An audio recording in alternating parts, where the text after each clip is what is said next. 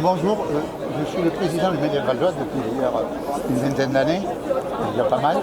J'ai travaillé toute ma vie dans un groupe qui s'appelle Total, maintenant Total Énergie, mais pas dans le pétrole, dans la chimie, dans le caoutchouc en fait, dans différentes parties du monde, et puis dernièrement à Val d'Oise.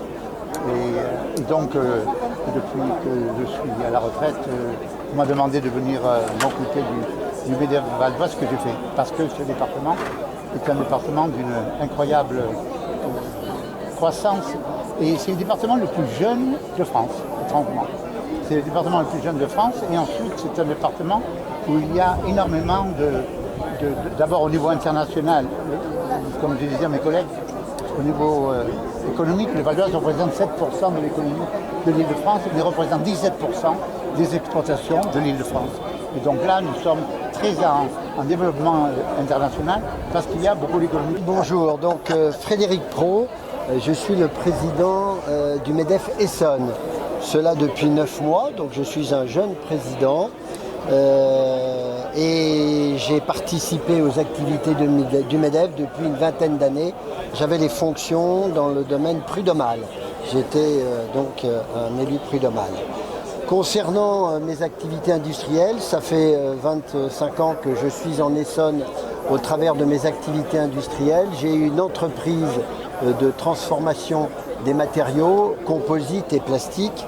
Et il y a 5 années environ, alors ça c'était pour les produits industriels, et il y a 5 années environ, j'ai enrichi mon activité par des produits grand public dans les loisirs créatifs, les beaux-arts et le scolaire, au travers de la réalisation de règles, d'équerres et des rapporteurs. Et on est d'ailleurs un des derniers fabricants français de règles, d'équerres et de rapporteurs, puisque tous les grands groupes, qu'ils soient français ou non, ou européens d'ailleurs, font produire essentiellement au Mexique ou en Chine.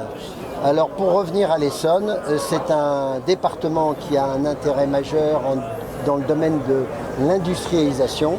Et j'avoue que je suis très attaché au développement et à l'arrêt de la réduction de l'activité industrielle qui est une des richesses de notre pays, de l'Île-de-France et du territoire de l'Essonne.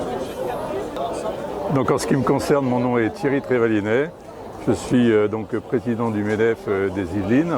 Je suis donc directeur général de la filiale française d'un grand groupe international d'origine autrichienne, spécialisé dans le domaine de la mobilité décarbonée et autonome. Nous représentons 400 personnes, dont 75% sont des ingénieurs et doctorants des universités françaises.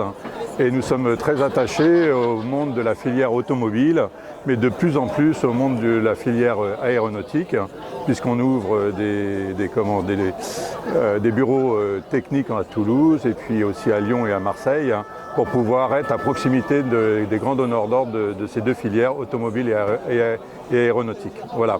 En ce qui concerne le territoire des Yvelines, c'est un petit peu comme l'Essonne et Val d'Oise.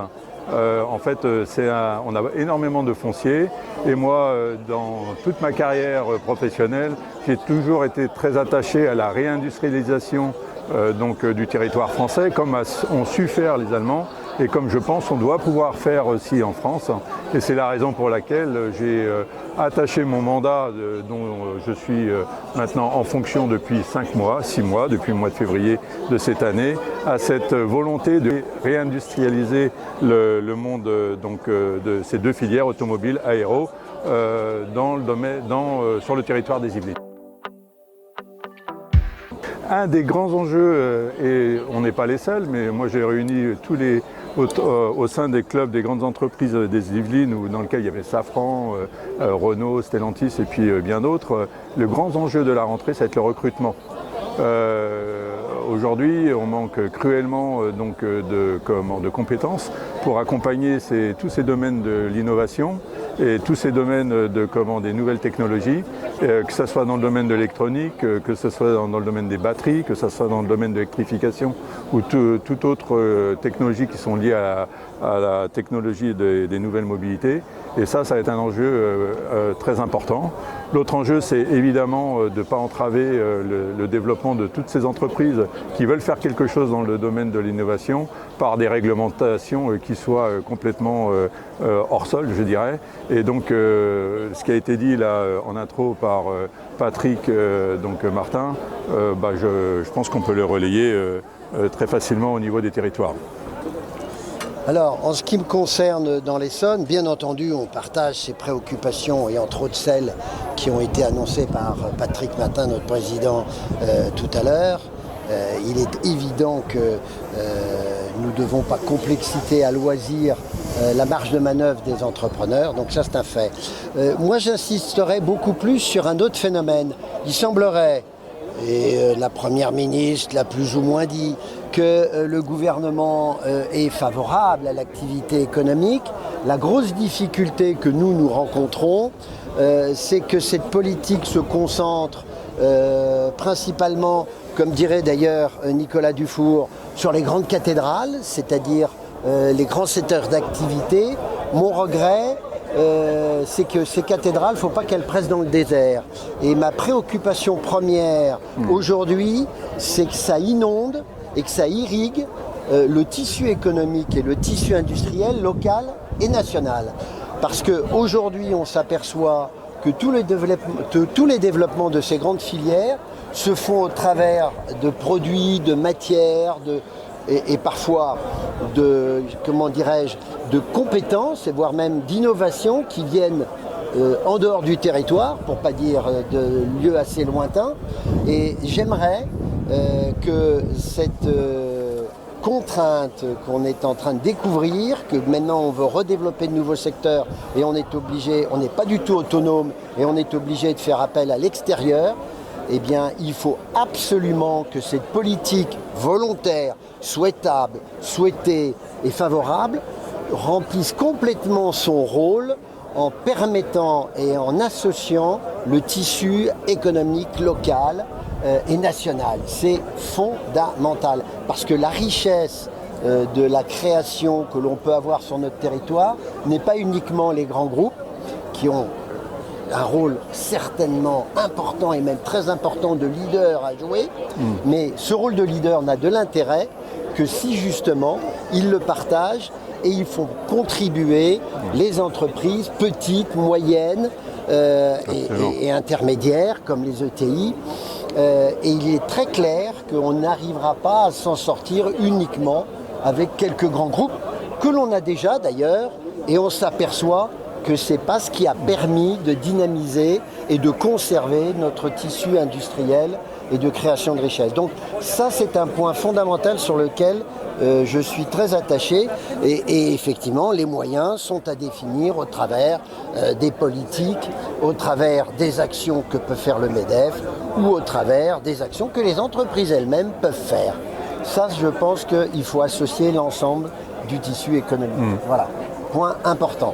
Pour compléter ce qu'ont dit mes deux collègues, d'abord au niveau des métiers en tension, nous avons pris en main le problème puisque nous-mêmes nous mettons en relation les entreprises qui ont des besoins dans tous les domaines, que ce soit le domaine de l'innovation, le domaine de l'opérationnel, des objets support. Nous mettons en relation les entreprises avec les bénéficiaires de RSA. Vous savez, en France, il y a 3 millions de chômeurs, il y a 2 millions de bénéficiaires de RSA. Donc 90% ne veulent pas travailler. Parce qu'ils travaillent déjà, mais ils veulent conserver le RSA, ils ne veulent pas officialiser le fait qu'ils travaillent. Et donc nous travaillons beaucoup avec eux. L'année dernière, nous avons travaillé avec 1000 d'entre eux, nous en avons placé quelques 150 pour les entreprises qui étaient très contentes, 150 de ceux qui voulaient travailler. Donc ça, c'est une chose. De l'autre côté aussi, au niveau du développement économique, je crois que le grand problème de la France et de tous nos départements, même si en Val d'Oise, nous avons un développement export plus important que les autres, c'est le fait qu'il n'y a pas beaucoup d'entreprises, de petites entreprises. Il n'y a pas beaucoup de petites entreprises qui vont à l'international. En France, nous avons moins de 4% d'entreprises qui se développent à l'international. Je sais que dans 2 ou 3 jours, il va y avoir le ministre, M. Bess, qui va sortir le grand plan, et j'espère que ce sera une bonne chose, un plan pour développer l'international, sachant que en France, ce n'est pas les aides qui manquent, c'est l'envie. Donc on a une grosse responsabilité de sensibiliser les entreprises, quels que soient leurs produits, à se développer à l'international parce qu'il y a beaucoup de PME et de TPE en Val d'Oise et ailleurs qui sont tout à fait capables de le faire et il ne faut pas qu'ils aient peur.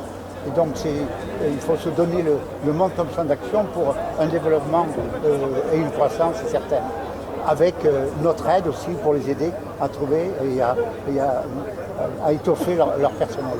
En Val d'Oise, pour terminer, puisqu'on avait parlé, un des grands sujets du développement en Val d'Oise, au niveau, je dirais, écologique et énergétique, c'est l'hydrogène. Nous avons Roissy qui est la porte d'entrée du monde en France.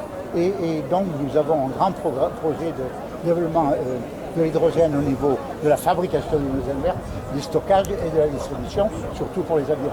Et donc nous faisons faire une conférence au mois de septembre pour développer ça.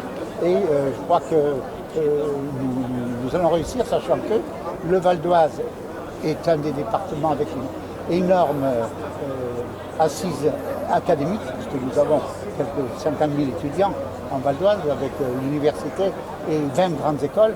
Et donc au niveau aide pour les entreprises qui veulent se développer, nous sommes bien garnis pour développer les grands sujets qui sont l'aéronautique, qui sont la logistique, qui sont le cosmétique, c'est le département de la cosmétique, et tout ce qui est évidemment dans la sécurité. Et donc nous avons de grands sujets qui nous permettent d'avoir foi au futur et d'avoir foi à l'avenir. Et tous nos adhérents sont assez contents de se développer malgré les difficultés, malgré les contraintes.